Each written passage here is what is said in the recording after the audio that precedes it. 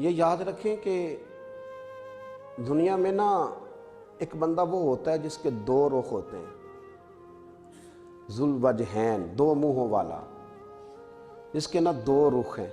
سادی بات کروں تو دوغلا ہوتا ہے، دوغلا۔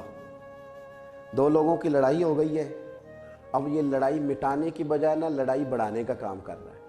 اسے گیا ہے تو اسے بھی جا کے دو چار سنایا ہے اور یہ بھی ثابت کرایا کہ میں ہوں تیرے ساتھ ہی، اور پھر ادھر آیا ہے تو ادھر آ کے دوسرے کو بھی یہ ثابت کرایا کہ میں تیرے ساتھ ہی ہوں، اور لڑائی تھوڑی بڑھا آیا ہے۔ دوغلا پالیسی، دوغلا پالیسی۔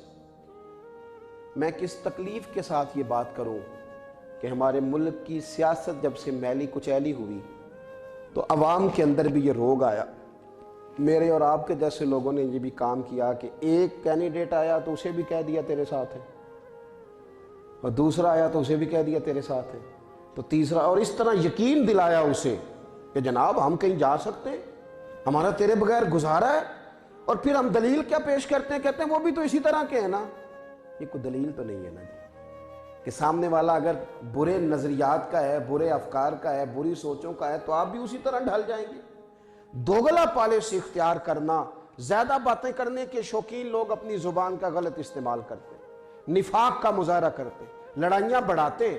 حالانکہ حدیث پاک میں تو فرمایا گیا تھا کہ دو لوگوں کی صلح کرانے کے لیے، دو لوگوں کو قریب کرنے کے لیے اگر تجھے واقعے کے خلاف بھی بات کرنی پڑے تو کر دے، لیکن دو لوگوں کی صلح کرا دے۔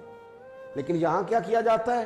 یہاں اور آگ بھڑکائی جاتی، میں تیرے ساتھ ہی ہوں جی، اور اتنا یقین دلایا جاتا ہے، اتنا یقین دلایا جاتا ہے، وہ بیچارہ مان ہی جاتا ہے کہ میرے ساتھ۔ میں نے دیکھا ہے کہ بہت سارے ناراض گروہ آپس میں قریب آ سکتے ہیں، لیکن وہ جو بیچ میں لوگ ہوتے ہیں وہ قریب آنے نہیں دیتے۔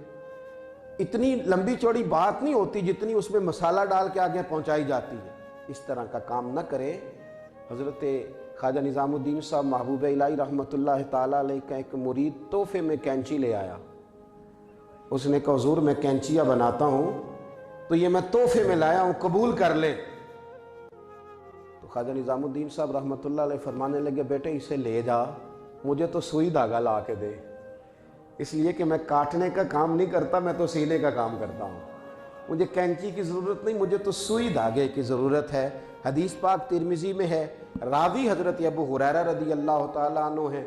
اللہ کے پیارے رسول صلی اللہ تعالیٰ علیہ وسلم نے فرمایا قیامت کے دن اللہ تعالیٰ کے نزدیک سب سے بدترین وہ شخص ہوگا جو دو منہوں والا ہے، جو دو رخ والا ہے۔ دو منہوں والا آدمی قیامت کے دن اللہ کے نزدیک سب سے زیادہ بدترین ہوگا۔ آپ ایک بات کریں اور سچی کریں۔